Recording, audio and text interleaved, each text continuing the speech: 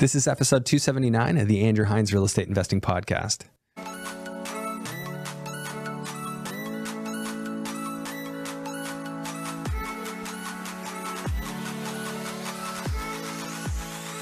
Welcome back to the show. Today I have Avery Birch on, and Avery is out in the Halifax area and he is doing some interesting things. So Airbnb arbitrage is a big part of it. Really smart businessman from what I gleaned in the podcast episode. So Avery is, of course, doing the arbitrage model where he's renting out properties and listing them on Airbnb and making a boatload of cash from the sounds of it. But he's also pooling investors and buying properties to arbitrage as well. So he's covering both sides. He started on just primarily the arbitrage side, but now he's moving into owning properties as well as doing a development outside of Halifax, out in the woods, as he describes it, where he's basically building people houses on his land and doing a land lease. So selling the house with a prescribed land lease price that they're going to pay. Which the interesting thing is like cottages, and they're off grid right now, but he's working on bringing in power. But it allows people to get into a cottage for an insanely low price, by my estimation. Just what I was hearing from him.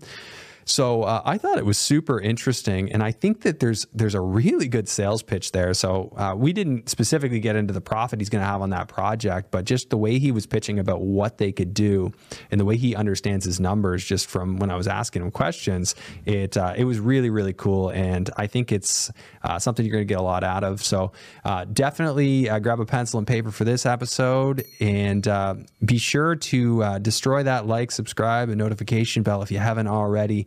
And if you're new to the podcast, you can obviously head back to the beginning where we were very foundational knowledge. So first 10 episodes, if you're having any trouble with understanding concepts, those are where it's at. I highly recommend you check them out, and then come on back up to modern episodes, or work your way all the way through, although that's a crazy task at nearly 280 episodes, but there are still people doing it. So hats off to you if you want to do that.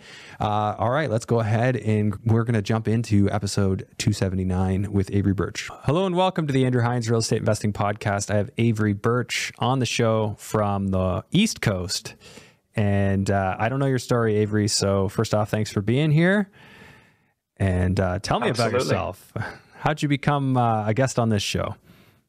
How did I become a guest on the show? I think you reached out to me. Did I? I have no recollection of that, but very possible. It was probably to do with our experience in short-term rentals. We run a 100-property portfolio in the Halifax area, and we've been doing that for the last 8 years, called Sweet Digs. Nice. Sweet Digs. Okay, so is this an arbitrage business, or these are all owned? It's a bit of both. It's become quite multifaceted. We'll manage for others, a small percentage. We do a master lease model where we take on commercial spaces for a long-term lease. And then we'll also partner with others to buy the properties as a sort of a three-step process.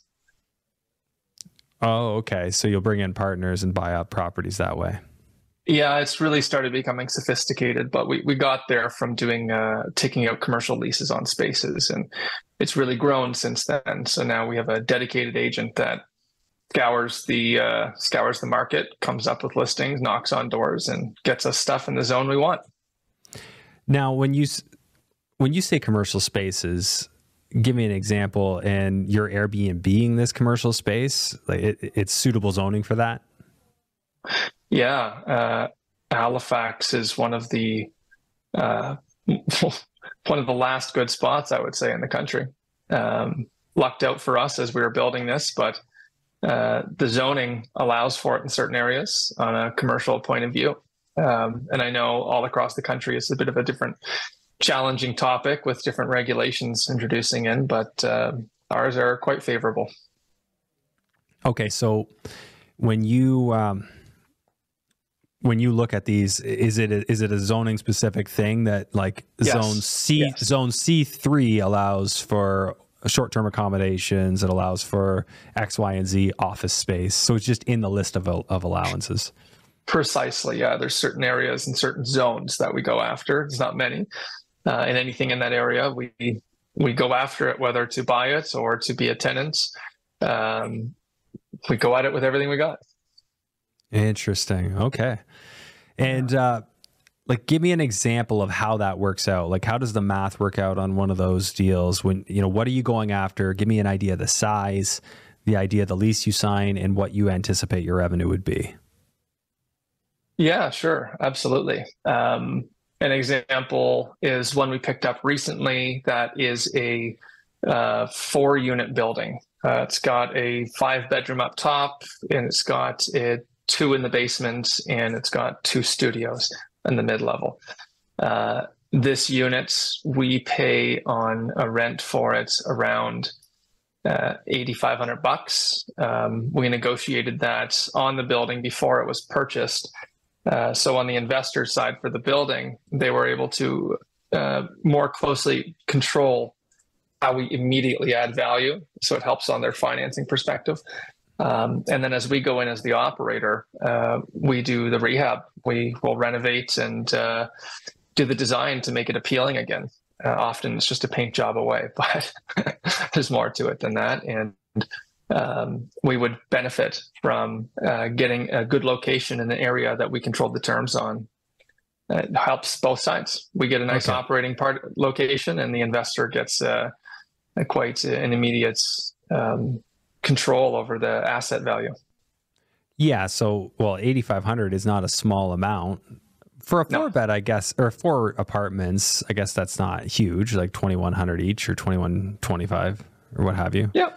This is just one example, and we do it building by building. This one was bought off market, significant value. So it allowed for that to happen. And then we add in vesting cliffs as we go along. So a year over year increase, I suppose, to what we're paying in rents to match the market. Right.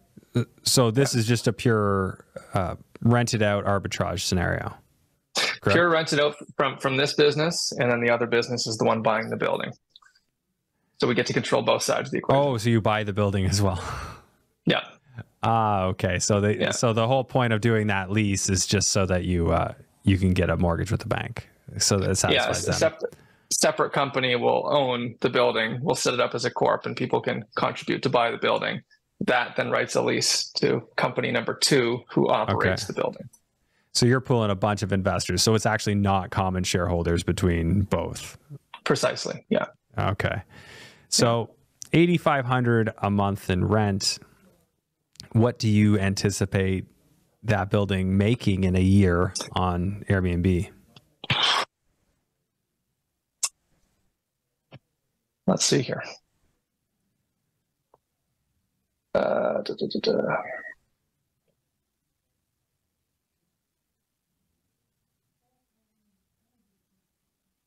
So the building, I put it at just under $250,000 annually. Mm-hmm. So per month, double. Yeah. Well, per month, that's about 20,000 and change. Yeah, a little under. Yeah.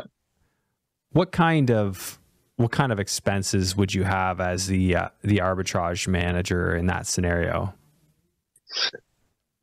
If you'd have, obviously, you're going to have $102,000 in rent. You're going to have probably your utilities. You're maintaining the area. So do you allocate, would 5% maintenance cover it? That's 12.5 for the year. I suppose we look at it a little differently. Yeah. Tell me about it. Yeah, we have I suppose our team's been built for scale. So while we have independent costs to view on the building, we can talk granularly about the Wi-Fi cost or the utilities to run it. At the end of the day, that's always going to be controlling it by a fine-tooth dial and limiting it if it's getting too used. Like, that's all the easy stuff. The hard parts about running this business have been building a team that can scale it. So at this point, most of the arbitrage folks I talk to are able to build out quite custom systems. And while we use those, we have invested into building a management team. Right. So really, we're geared for volume. Our general manager is a former manager of multiple Westons along his career, and we're looking at this as a is a long-term growth play where we're really looking after volume. So Right. if I look at operating costs to independently run a unit, it's a bit complicated because we have quite a degree of staff involved in the process. Right. But They're if you a look fixed granularly cost. at the building, yes. They're a fixed cost, although an accountant is probably going to try and allocate a certain amount of cost to, what you're doing here. But I mean, you would have an idea. You would have an idea of what your utilities are going to cost in a year. You yourself could allocate, your 15% management of that as an expense item to your management company. If you, or if this is, then I guess we're just confusing things. But why don't we not do that? We'll just leave management off. But maintenance wise, there's obviously things are going to break. So in a year, probably spend a few thousand. Maintenance wise, we do that in-house.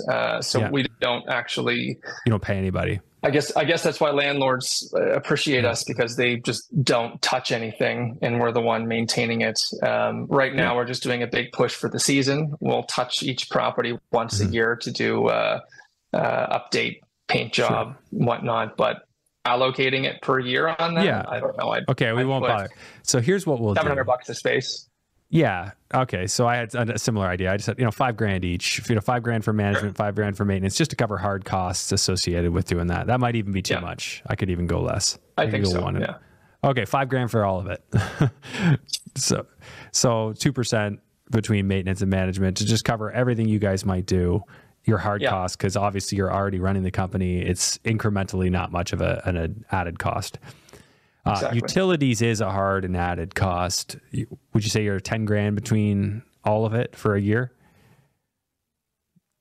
I'm just trying to think, because you're 4 units, you got to heat them, every water, building, electric. If we're looking at that one unit's quite new, so the actual values aren't clear in my head. It runs on oil. Oil changes everything.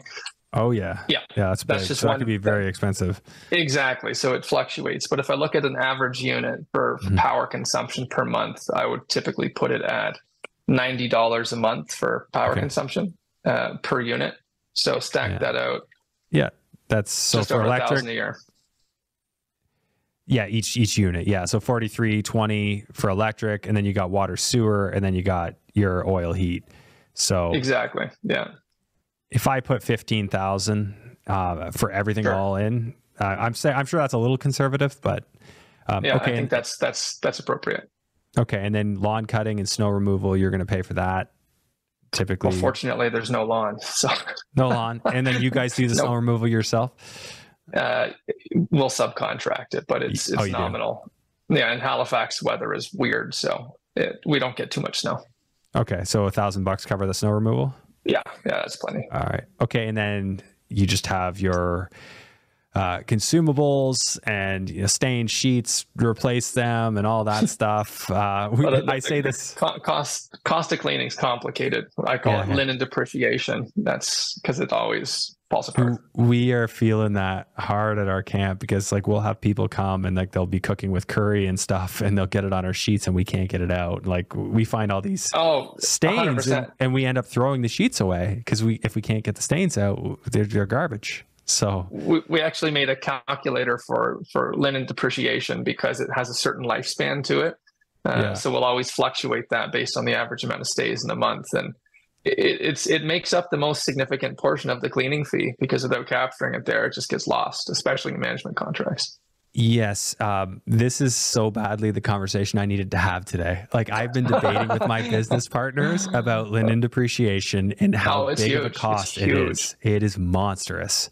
It's shocking. I mean, your sheet sets, they're not cheap, and they add up because if someone ruins them after the 6th stay, well, we got to factor that. Yeah. I think it's the average sheet set for us, I think we say lasts a month and a half. So we bake in based on the amount of reservations. Let's say there's 4 reservations a month. So we have to cost out a set of sheets over 6 stays.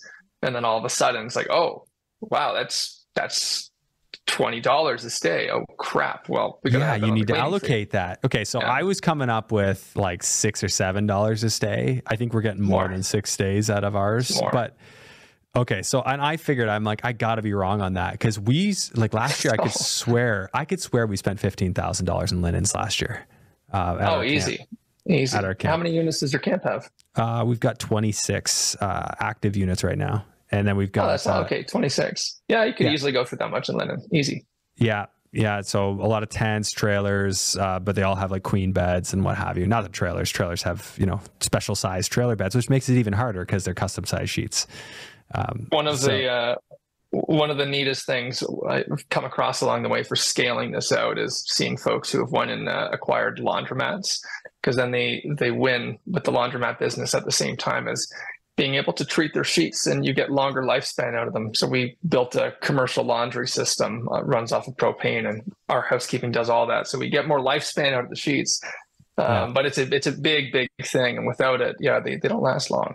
They really don't. So you figure like your average unit is what, 2-bed, 3-bed? I would put us at ones. Your average unit is a 1-bed. Okay. A lot of 1s and 2s. Okay, so we'll call it a 1.25, but you're like $20 a stay. That's your running cost. If someone will do a 1-bedroom, our cleaning cost for their stay would be about $75 to $80, and from that, $20 is attributed to linen depreciation. Okay. It's wild. Yeah. I'm taking this to my partners because they just disagree, and we don't have the easiest way to track it. It's tough to track because you have an opening balance if you want to associate a dollar value of your linens when you come into the year, and then you buy a whole bunch and then what you had depreciated. Why are we talking about this? I just think it's such a funny thing that people don't realize what a cost that is in this business. And I certainly didn't. Man, am I ever seeing it now. With what we're doing. we've learned a lot of efficiencies from making a lot of mistakes, and we've really navigated through the dirtiest part of the job. And that was one of them, recouping that cost. In management contracts, it's very important. However, if you're operating it yourself, it's a little less important because they'll spend a bit more on the nightly rate versus the cleaning fee. So if you're doing management, you have to recoup it or it's gone. Just gone. Yeah. For us, like we charge a cleaning fee, but it's 6 in one, half dozen of the other. It's all the same ownership. It all works out, right? Yeah. So you are capturing it somehow, but not tracking. Gotcha. Okay. All right. So, no, that's a super interesting conversation. I really, I'm glad we did this. So, okay. When you tell me you're approximately $20,000 a month, is that net of cleaning fees? Like that's assuming cleaning is taken care of, or not really? Like, so your 20,000 top line, cleaning needs to be a line item. Yeah, that's how I communicate it. Absolutely. Okay. Cleaning needs to be a line item in that. So it's getting efficiency in that operation too. Okay. So what do you allocate, or what would you allocate per stay? You said $80 a stay. Times for a 4-bedroom, it's much more. A 1-bedroom would be $75 to $80, and 4 would be 180. Oh, okay. So we'll say for this building on average 120, crude numbers. Sounds good. Okay, so 120, and right off the hop, I'm going to go times 4. How many stays in a year for an average unit? Is it going to be like 60, 100? How many stays for average unit?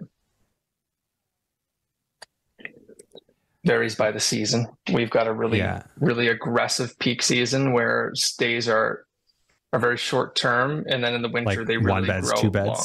They grow long. Yeah. So you might only be 50. Average stay, you'd just put 3 per month. That captures the year. Average stay is 3 per month, so 3 times 36 then. Yeah. All right. So you're like 17,280 for the year in cleaning. Yeah. That captures also consumables. Like that's including your linens, your consumables, shampoos, all of it. Yeah. So that does chop it a lot into the revenue, which is this is really where the success is made. Is in the housekeeping turnover. It took quite a process to figure out how to scale it, and we don't do any work for anybody else specifically. So I was just going to ask if you do any work for anybody else. It's not worth it, right? Because everyone's standards are different, and if you miss up a cleaning for someone's space, which was their one booking, it's not worth fighting for $80 when they're about to lose 1,000, right? So We focus on our own stuff only. Okay. Well, that's not a bad idea, and I do get where you're coming from with that. So for this specific building, say, who's paying for the furniture? Is it the company that's paying the lease payments, or is it the owner? Okay. So what did your company invest in these 4 units and furnishing them and getting them everything they need to have their first guest in? They are a 1 bed we would put at $7,000. A 2 we'd put at 10, and a 4, the 5 we put at 16. Okay. Whatever that is. Okay, so 16,000 times 1. There's only 1 of those. 16 plus 10 plus 14. So that's 40 grand. Yeah. Right. Oops. Yep. Sorry, I just had a complex formula going, thinking I was going to get fancy here. Times 2 plus. All right. Yeah. 40 grand. Okay. So I like to do this. What's your recoup on your investment? So your fees are, if they're 20 a year is 240, or 20 a month, that's 240 a year. And your expenses are around 100. I've got here 98. So this one building is, it's returning over 200%, like 240% in a year. That investment well pays for itself. Looking at the investment in the furniture as your investment, of course, on your acquisition side, your ROI is not going to be anywhere near that high, because there's just the $8,500 a month in rent that's coming in against property taxes and all that. Exactly. And on this specific building, we won on 2 aspects. On the operations side, we were thrilled. And on the acquisition side, we were able to put in higher rents right off the hop that allowed new value to immediately come into the building. And we got it to appraise higher quite quickly from the renovations we did too. So it was quite a good one. And we've become a lot more calculated over the years. So now we just have a hit list and we either say yes or no. And if it's a yes, we bring the investment, get the building, pop us in, renovate, repeat.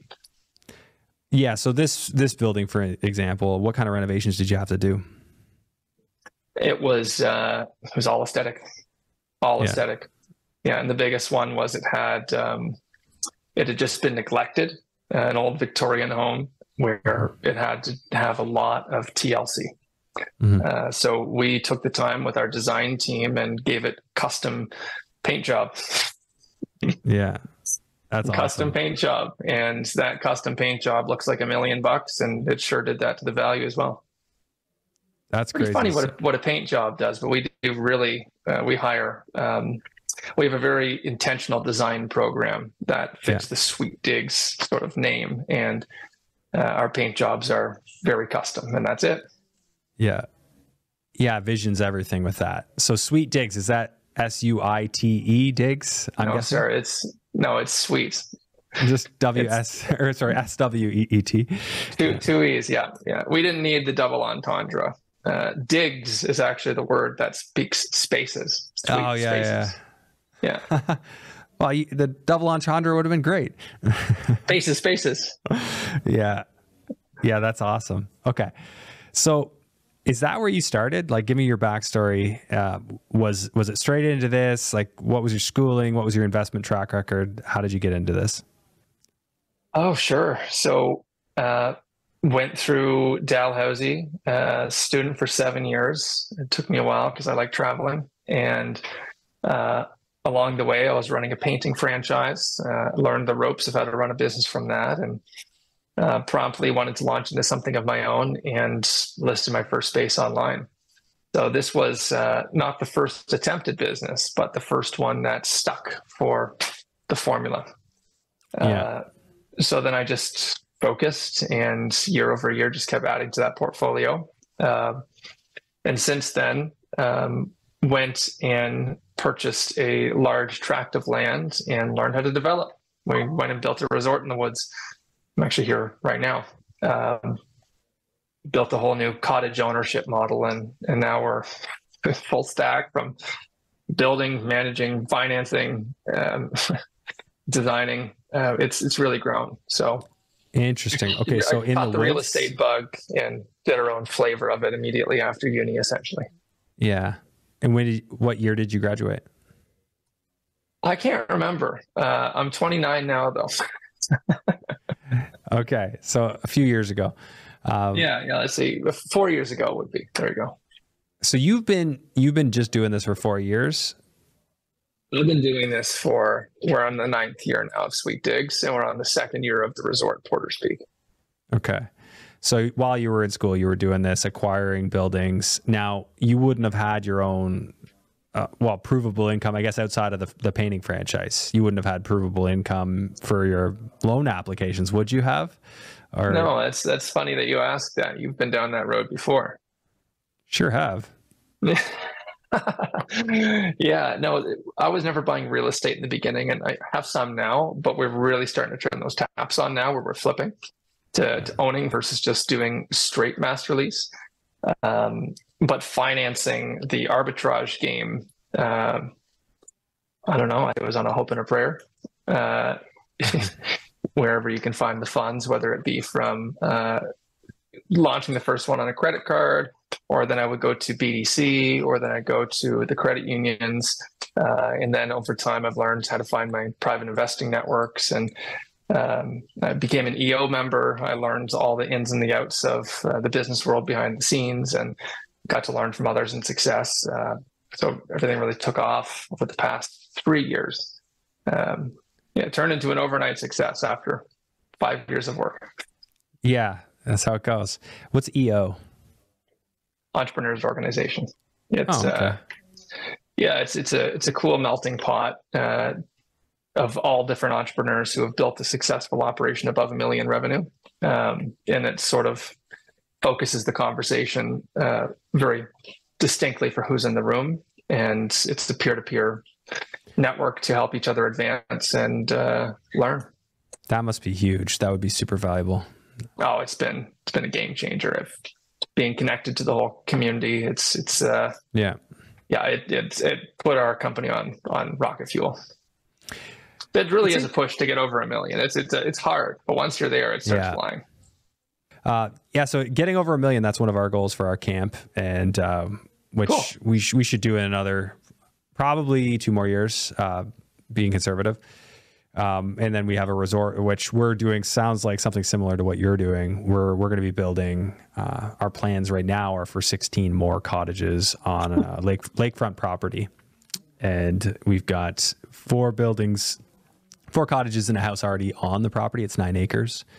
And we're just going to be adding to it. But it's as of right zoning, so we just got to kind of go through the whole process. Permanent structures? Permanent structures. Yeah. So our camp is like tents and trailers, non-permanent, but it's not allowed to run year round. The resort, our zoning allows year round use. So we're actually going to turn Tobermory into more of a destination, even for winter. Like we're going to really push the marketing, advertise the winter events, and just really, because you can't do that with one cottage. You can't justify the marketing spend. No. But if you got 21 units that you can fill, now you can afford to spend on marketing, influencer marketing, lifestyle photos and videos and all that stuff. So that's it. That's the same track, exactly same track we're on. And I think looking at our growth plan, it really, we can get this place to 100 once it has a Nordic spa. So we're also adding that in there as well, and funding that in the growth plan. Things to do once people are there. Yes, right? 100%. Yeah. Like we're on the exact same page. So I don't know what a Nordic spa is. Like, is that the brand? No, it's a style. It's a style of what spa means. It's I say 100 different ways to get wet. There's hot things, there's cold things, there's sauna things, there's water that shoots sideways, water that shoots down, up, left, right. It's funny. The good ones have 100 different ways to get wet. I'm gonna have to look at that. Yeah, and that's really what it is. So like for our camp, like we've got people go to Tobermory because they want to see Tobermory. They want to hike, they want to see the glass bottom boat, all that stuff. I don't know if you've ever been, but they don't really come for us. And when they come onto our site, of course they love like the tents and they think that's cool, but they leave. They don't ever stay on site. They're leaving for the day, coming back at night. If we could turn that into like, right now we're like, most people are 2-night stays, some 3s, 4 or 5 night. But what if we could turn our average night stay from 2 into 4? You know what I mean? Like that's less sheets. Yeah. Now we have less sheets getting stains potentially. maybe it doesn't change that. I don't know, but it's certainly less washes. And, we'll find out about the rest, but it's all those optimization questions. Like how do you take your business to the next level to get more out of the existing asset without having to add to the asset? And of course, amenities are adding to the asset, but then we wouldn't necessarily need to go from 26 units to 40. We could just stick with a lower number, but charge more. Yeah, that's exactly it. Building things for people to do when they're there, so they stay longer. Yeah, they stay longer. They're willing to pay more. It's a more complete vacation. So that's hilarious that you're doing like the exact same thing. Similar problems we encounter. We actually there's one pivot that we just uncovered, which I think might make for a whole other episode. Honestly, it's not enough time to get into it today, but we built this place out with the intention of doing X, and along the way we brought the crowd in and said, oh, wait a minute, we can do Y. We've actually built out a whole new cottage ownership model, and it's allowed us to now have scale by our own means, no bank financing required, just go. All right. That one's been a game changer for us. So I'll dangle the string, but I don't think it's the chat for today. It's quite new. So is this, are you doing crowdfunding? Not crowdfunding. We're selling off ownership of each of our cottages. And it's worked quite well for us, but so is it what we can and cannot do. It's not condoed, right? Not condo, not trailer. And they're not separate lots. No. So you're selling just the physical building and a land lease? And a management contract to boot. Yeah. So I've actually had somebody on before that did exactly that in Northern Ontario. Not that far north, like I think North Bay or something. Yeah. Similar idea. And then you can really guarantee your cash flow. Because I mean, if somebody pays $100,000 or $200,000 for the building and they can't move it. I know of a guy who did it on a trailer park. So you could technically move these trailers, but they're like double wides. Yeah, like would you want to? You're not moving that. And they're paying like $6,000 a year. Whereas at our camp, the seasonals were like $2,000 a year. Before we had to kick them all off. Like we just couldn't do that. It's an RV campground? Yeah. They had, there were 25 seasonals there when we got there. We're just like, there's no way with the price we paid, we can have you guys here at $2,000 a year. So see you later. So yeah, that's just something to navigate, but yeah, that's a brilliant model you're talking about. Obviously it does require an expanded discussion, to really fully explain. Yeah, but, we've found a huge underserved community that, Canada, the real estate is really getting more and more and more costly. And when you see the shots comparing it to USA and you think, where am I going to invest? It's like, wow, the other side of the Niagara. That's always been a fun comparison for me in a photo. But we've found a way to make cottage ownership affordable in Nova Scotia. And I think we can take that across the country. And we've navigated building out a supply chain from China, and we keep our production costs low. And we've put a lot of work and a lot of pivoting into getting here. But that's a whole, we could do a deep dive on if you want. I'll ask you a few high level questions. But okay, so firstly, are you bringing them in as shareholders? Is that how you're doing it? Nope. No. Oh, they're not shareholders? No. How are they securing their interest in? Are they lien holders? Like, how are they securing their interest in the cottages?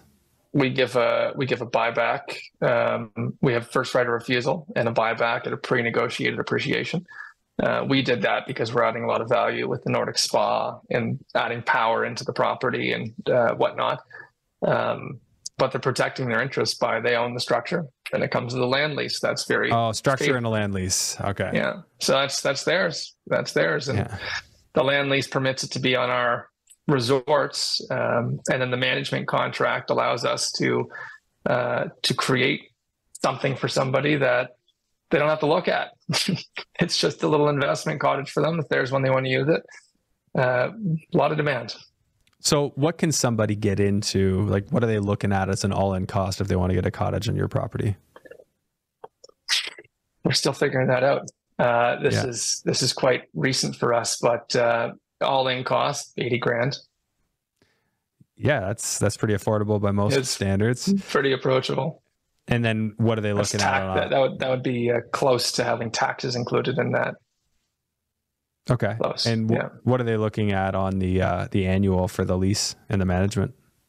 We're tweaking that now. We're looking to see if we lower the purchase price and increase the land lease, and seeing what that will do. But we offered a nominal $100 a month to the land lease. And while it's not much, that's not really where we're making our money. And now that we've learned more about it, it's probably going to go up. The first sales are going to enjoy a very nice land lease, and we will be making more and more and more. So we're looking at getting them up to $250 a month. And as we add more amenities and add power into the property, there's still no power. There's no septic. So it's only going to get better. Okay, so they're buying in at the early stage right now. Right? Yeah. They gotta use the Jimmy John.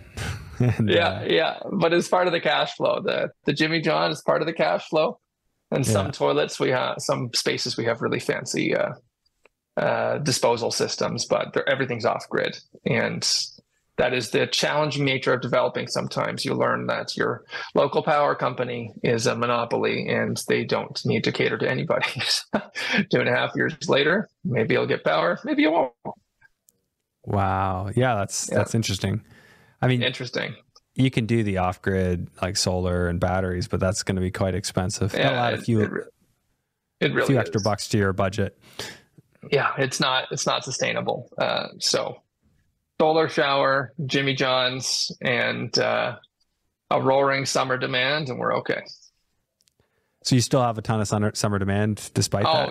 Oh yeah. This place is packed. It's quite seasonal. Of course, nobody likes to do anything outside the city in the winter is the norm in most areas, unless you're a ski hill. So we're trying to add that. No. It's very seasonal. Yeah. And I know that too, right? Like for us, even May is typically very quiet. Yes. Yeah, indeed. June things pick up. But I mean, fortunately this year, our opening weekend, we had, I'd say 75% of our 26 units booked. Nicely done. That's great. Yeah, we were shocked. We just opened and they booked up. And we did the long weekend, we probably did 90% occupied, which we're, again, shocked for May. That's the same here. May long weekend is the kickoff, and then it goes all summer long. Yeah. May long weekend is where your first, like you traditionally for us has been when people first started to stay. And then in June, it's not even that busy until school's out, and then it picks right up. But we're hoping that, our efforts in marketing and like we spent a lot of money and cross promotion with travel blogs and things like that, travel influencers, and we notice it works. Like we get a lot of interest. Yeah, that's true. Influencers do influence the crowd, so that it works for us too. It's funny spending marketing on creating something new because it's very easy to just throw dollars into a hole and say, oh, where did it go? Just in the hole. We've tried a lot of things that haven't really provided more so than just being available on every channel, right? Just casting as many nets into the ocean as you can. Social media is useful. I don't know. To us, it still hasn't been the holy grail. We try to find more guerrilla methods to get people sharing the word. We find a lot of success on just posting random things on Facebook Marketplace, and then people share with their friends and say, this place exists. Oh, okay. Yeah. I'm wondering if maybe I've seen some of that before. Very cross-intended effects. You go to sell X, and because they're now looking at X, like, oh, wow, where's this located? Here. Oh, wow, you have Y? Wow, this is great. We should come here. So we've had more success in unintended consequences than we have in intentional marketing. And that's been frustrating hilarious. At the same time as exciting. That's hilarious. We should we should sell one of our fully furnished tents, and then we'll probably just get some bookings. I was thinking, putting a price point at it, what would it go for? I think it'd be 20 grand. I don't know if it'd even be worth if the scratch would be worth the itch, because it can really generate that in the season anyways. Selling a tent, I thought of it. It's just, agree. Is it worth it? I don't think so. Yeah. I mean, I wouldn't actually want to sell it. I just want to get the publicity from showing it. People share it. That would work. Put it up for a price. You'll see. Put it up for I'll say you must come dismantle and load it yourself. No delivery. Anyways, at the end of the season too, and then we'll just buy a new one for the spring. Keep in touch. Keep in touch on that one. That would be a funny one. Yeah. I assure you will be very surprised of the uptake. We were. Yeah. That's cool. So who do you tell me about your team, like what it looks like. How do you, who you have working for you, getting the word Great out. Point. Yeah. Yeah. Well, we got a lot of horsepower behind us. At this point, I've built out the whole operation to run without intervention from any of the owners or shareholders. And our attention is really now focused on adding spaces. The operational team looks like, at the top of the stack, we have a general manager. That's the person supervising the day-to-days of the operation, making sure everything's healthy. They track the revenue, they track the health of the team, they organize all the information. Pivotal role, very exciting to reach that point. Underneath the general manager is the operations manager and accounting. Operations manager and accounting, naturally, what they sound like. On the operations side, we have city runners. That job is to help people get in and out if needed. We have virtual support staff from overseas. We even have someone who does reviews for us. They go and chase reviews. All of these people report into operations manager. On the housekeeping side, we have a housekeeping manager and a supervisor, and then a team of 7 to 8 part-time hourly underneath that. And then we will also keep on staff a full-time revenue analyst. They're the ones manipulating all the pricing with the algorithms. We need some intervention. And then we also have an individual who's our lead creative. They design all the spaces, organize the labor and the people and the furniture. And then it wraps up with our maintenance, repairing things. And oh my goodness, I hope I didn't miss anybody. I think that captures the team. And there's some version of that at Porter's Peak as well, some bleed over. But in peak season, you'd see us with a staff of 35 people. Okay. A lot of that housekeeping. Porter's Peak is the new location that you're developing. Yeah. So we got 100 in operation in the city, 20 in the woods, still growing that. But the city right now, we're in a push going from 100 to 150. And the biggest thing that we noticed is there's a certain, to build a company of scale that does short-term rentals, there's different hurdles that have to be crossed at different intervention points. And the stack that we've finally been able to build for team, we're now capable of adding space after space after space without adding any new staff except for hourly. Everything turns variable from this point on, and that's why we're really pushing to grow. But it took a lot of cash flow to build this stack as it is right now. And it's not cheap. It's a big team. Yeah, I was going to say, that sounds like a very expensive team. But they're highly effective, and we lead the market for drawing strongest revenues across the HRM. We've done it year over year over year. That's awesome. One of our funny ones is we have an old hotel that we flipped, and it's located in a very undesirable part of the city. Well, our peak rate that we achieved the year prior was a little over $300. I think it's $320, and that was competing with downtown prime real estate, where people were getting $350. So it just goes to show, when you trust the algorithms, there's a lot to capture. Explain that a little bit. when you trust the algorithms? How do you mean? Like, what did you do there? Was it just that you stage things well, you make it look great, you put a good product forward? Yeah, we have a good product. We're always trying to make the product better. Everyone will try to compete there, but there's certain things people expect, which is they're going to get a bed. So long as you exceed those expectations, then it just turns into supply and demand. And with our market regulations really changing, we've ended up in the position of having the most supply. So we have the ability to watch supply and demand in the market and charge price accordingly. Sometimes it gives us a great amount of influence, and some seasons it gives us less. So in the summers, we have the ability to keep the average market price point a little higher. That's what we've noticed some of the big guys do when they talk in their investor reports, is their density in an area and the influence it creates. Yeah. Interesting. So you're saying, like, just because they've come there, they actually created their own demand in the market for what they do. Say that again. Are you saying they create their own demand because of what they are? No, I suppose is if you have enough volume, let's say we have 100 units out of 1,000, when the first 900 are gone and we have the last 100. Yeah. So it depends on the seasonality. We can really influence what we earn. You know what's crazy is because you go after the commercial leases, you can avoid all the regulations when the cities bring in short-term housing bylaws. They'll affect residential zone properties, not your commercially zoned property, which is exactly where we're at, where our camp and resort are. So we can play in that game. It's complicated. It's always complicated, but you nailed it on the head. Yeah. Yeah. Well, it's funny because like they still came after us and said, you have to take this down. Like, dude, we're a campground.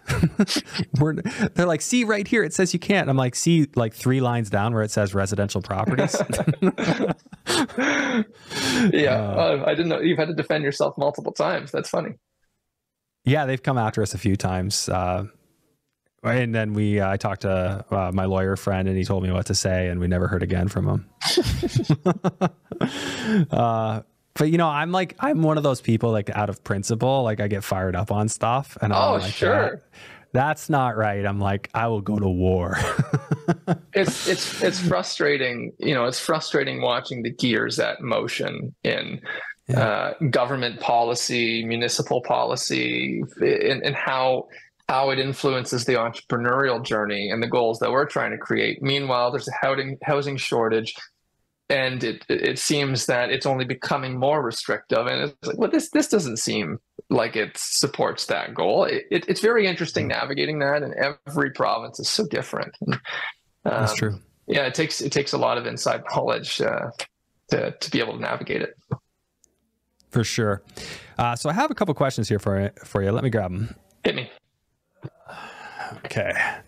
What are the biggest 3 pieces of advice you would give yourself if you were just starting out in this journey? Establish a board of people around you. The board's the loose term. Establish a group of people around you with opposing points of views and ideas. I think that should be 1, 2, and 3. Establish a group of people around me. I would go in right from the beginning. I would have been way more pessimistic with earnings on every deal. Every deal has a surprise. Every single one. So just learning how to be more pessimistic. That's the biggest challenge of an entrepreneur. Okay. So I like that you said that you would have people be oppositional to you. You don't want just yes people around you. No. Do you have business partners or is it just you? Yeah, I've built in multiple partners across the different companies, and I suppose I had to find my own way to do that. So I wouldn't even say as advice, find it sooner, but it's really a knack in finding good partners, and that takes time, and you can't really force it. It just life will present them, and you got to be able to jump on each opportunity and say, will this fit? So I'm always anytime someone wants to partner, I'm very interested to fully hear it out and think it through, because you never know where they're going to come from. You just don't. Yeah, I like strategic partnerships with people who have complementary skill sets. So they're different. They'll drive. They have a strength in an area that I want more strength in, or I see I have a weakness in. So then it just complements. And then it's not 1 + 1 = 2 in those. As long as you're in a scalable business, it's like 1 + 1 = 5, 10. I don't know. Could be a lot of things. The best analogy I can give you is having the right partners is like going bowling with the bumper guards on. You just keep throwing shots, and you can't miss because they're bumping it in to make it into a win. Well said. And you've experienced that yourself? Like you've seen that with partners you've had? You're like, wow, I can't believe I tried to do this without you. Yeah, well, we're going to do this. Well, Avery, that's illegal. Okay, moving on. It's fast ideation. Yeah, that's good. Oh, here's one. I got top You got three. number 3? Number 3. Yeah. This is one of my favorites. If you can't create 3 customers in the first 48 hours, change tactics. Can't create 3 customers in the first 48 hours. Give me an example of where that applies. When we did our cottage sale, we had 50 responses in the first 24 hours. And within the 25th hour, we had sold our first 4 spaces. And I said, nice. So, you were onto something. Yeah. Sometimes you'll put out an offering and you keep convincing yourself it's more marketing. You're just not looking at it right. So 3 customers, 48 hours. Otherwise, switch gears. Interesting. Okay. Very good. All right. So next thing is, tell me a crazy story, weird story, something that's happened to you in this investment journey so far. Does anything stand out as a really wild story, something that happened to you? Or an obstacle that you encountered? Yeah. I'll always speak about managing cash flow.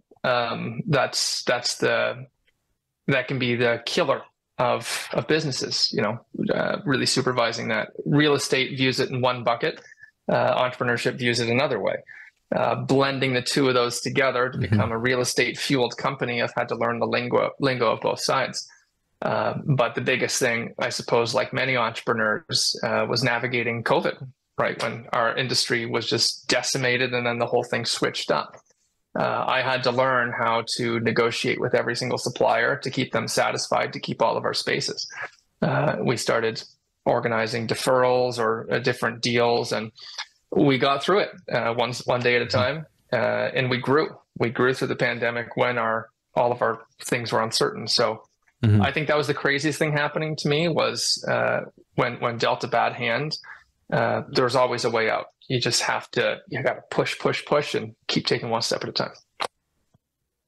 That's awesome. All right, Avery, where do people follow you if they want to learn more about your journey or they want to get in touch? What do you suggest? I'm not too aggressive on the social media side.